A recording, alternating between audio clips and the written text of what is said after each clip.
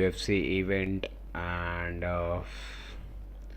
we have the UFC 329 Conor McGregor versus Max the Blessed Holloway 2, and we have some good fights in this prelims, early prelims, and main card co-main event. So we are going to discuss, and let's start with the first fight of the night: Costa versus Cody Durden. This might be a pardon duster fight because Cody was looking pretty well during the weights, and but I know he hasn't a very good or strong chin. I can say he has a glass chin, and Costa has heavy power in his hands. He can knock out if the uh, fight goes above 1.5 round. I'll go for the Cody, and under 1.5 I'll go for the Costa by knockout. Then we have Ryan versus Zachary. Uh, I'll go for the Zachary. Then Farid Bashrat versus John Graza. Farid Bashrat is a 14 or 15 undefeated guy, zero losses, and has more experience in UFC 4-5 fights. John is debut himself against Farid. I think Farid is going to win this fight by decision. Pinas versus Cesar Almeida. Uh, I'll go for the Pinas by TKO. Then Tarsi Cortez versus Wang Kong. Both fighters has same fighting style, but Tarsi Cortez has much more experience. So I'll go for this fight going to be a distance, and Tarsi going to win by decision. Then we have Luke Rayleigh versus Kai Kamana. I'll go for the Luke Rayleigh by TKO or by the decision because he's an amazing boxer, and the way he, you know, shuffles, the way he landed significant strikes. I'll go for the Luke Rayleigh. Cody Garbrandt versus Adrian. I'll go for the. Whenever Cody fought, or whenever he's a fight announced, I love to see him as a winner in his every fight because I'm following him from many years, and now he's in a legend. And I love to see Cody as a winner, but Irene has a good power. Then we have Gable Stevenson, the Olympian champion. We all UFC fan knows. Real MMA or real UFC fan knows him. He's an Olympian champion from the USA, hanging out with John Jones, and he's also debuted himself against Alicia Leeson. I'll go for the Gable Stevenson because I have seen him in a lower competition also, and he has good power in his hand. Plus, he has speed is so good. He's and a part of that grappling. Obviously, he's an Olympic champion, so he has a grappling advantage in this fight. I'll go for the and the odds are, I mean, unbelievable. So I'll go for the Gable Stevenson. Nikita Krylov versus Robert Whittaker. I'll go for. It's a hard one, man. Nikita has experience, good fighter. But I have to choose one fighter. I'll go for the Robert Whittaker. Then this fight we start with a main card: King Green versus Terence McKinney.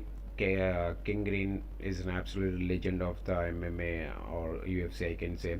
The way he's fighting from many years, the way he knocks out last before in his fight his opponent, that was amazing. And King Green has a law coming from a straight loss. 3 months ago he lost to someone, and Terence McKinney is the guy who never ever go above 2 rounds. He has no, even he loses in first round. I see King Green by TKO because Terence McKinney has fast hand, and he is also looking for the lucky shot in his fights, where we can see the calmness and the patience from the King Green fights. So King will be taken advantage of that thing, and as the round one passes or nearby round one passes, I feel King Green is going to win this fight by TKO. Brandon Royval versus Kanava. I'll go for the Kanava because he's yeah, this guy is praised by even though Ilya Tapuria praises Kanava because he has a very clean boxing man, amazing. When he I saw him last fight, it was so good. And Brandon Roval has a glass chin nowadays. He's coming back to back. I think TKO losses. I'll go for the Kavana by TKO by decision. Cody Sandhagen versus Mario Batista. They they are meeting second time, and Cody Sandhagen. I never seen personally he was fighting against Mirab. I don't think so. At this time, he's better than Mario Batista because I have seen Batista fighting 2 or 3 times, and even though he fought against Umar Nurmagomedov, he was near to uh, submit Umar, but it won't happen. I'll go for the Mario by submission or points. I think. Beno Saint Denis versus Paddy the Baddy Bimlet. I'll go for the Paddy the Baddy because he's coming from the big loss against Justin Gagey, and now he backs. He also has the power in hands to knocking out somebody, and submission also. You know, no doubt, both fighters are very good. Even Beno Sandenis is so good fighter, and reason why I'm backing and picking Paddy Pimblet because Paddy has the strongest chin in UFC. That's what I feel. And when they are going to exchange the punches, that time Paddy is going to knock him out. That's what I feel personally, and that's what gonna happen. Let's see. Then we have the main card: Conor McGregor versus Max the Bless Holloway. I mean, I don't have to give any introduction to both fighters, and Conor, absolutely legend of the MMA, the guy who conquered everything in MMA, money, fame, belts, respect, everything. He done everything, and he's coming from setback of 5 years. Now he come back and against Max Holloway. I don't think Conor. I'm a huge, big fan of Conor McGregor, but I don't think I never gonna put a money on Conor McGregor personally, because I'm a fan of him, so I know the trade value.